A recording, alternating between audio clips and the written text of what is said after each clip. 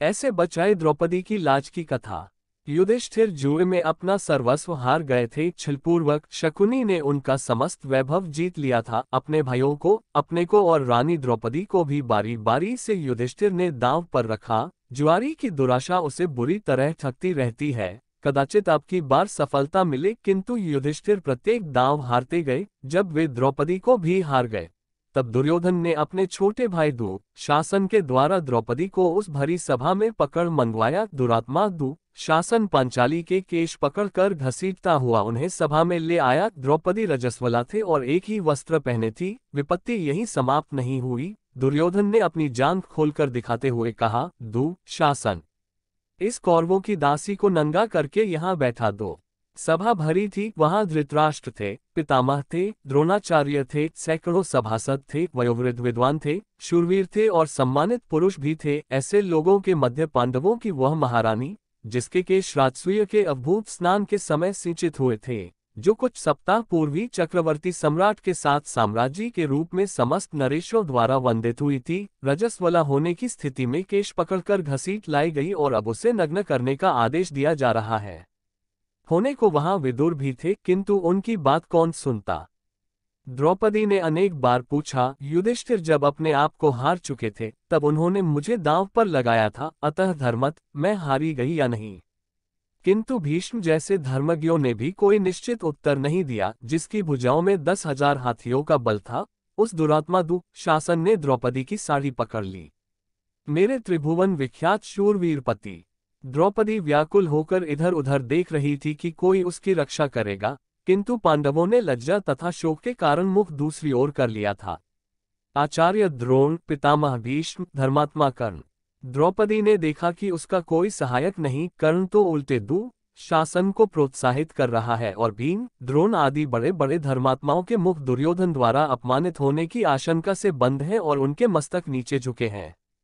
एक वस्त्रा अबला नारी उसकी एकमात्र साड़ी को दुःशासन अपनी बल भरी मोटी भुजाओं के बल से झटके से खींच रहा है। कितने क्षण द्रौपदी साड़ी को पकड़े रह सकेगी। कोई नहीं, उसकी सहायता करने वाला। उसके नेत्रों से झड़ी लग गई।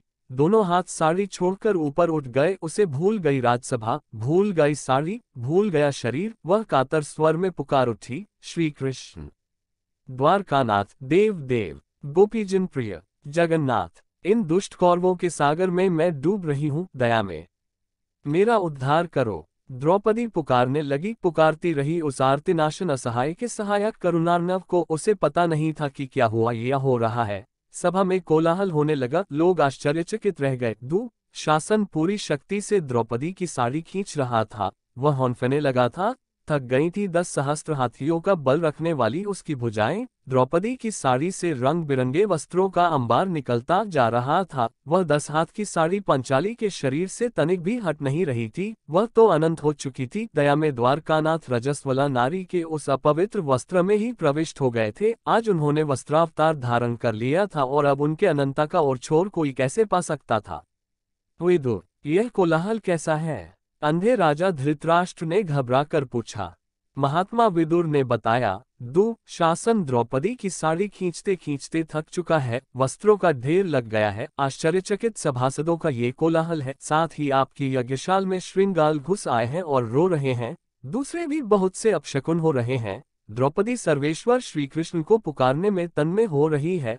उन सर्वसमर्थ ने अभी तो उनकी साड़ी बढ़ा दी है, किंतु यदि शीघ्र पांचाली को प्रसन्न नहीं करते तो श्री कृष्ण का महाचक्र का प्रकट होकर एक क्षण में आपके पुत्रों को नष्ट कर देगा। यह कोई नहीं कह सकता। आपके सभासद तो भय व्याकुल होकर कोलाहल करते हुए दुर्योधन की जो निंदा कर रहे हैं, उसे आप सुन ही रहे हैं।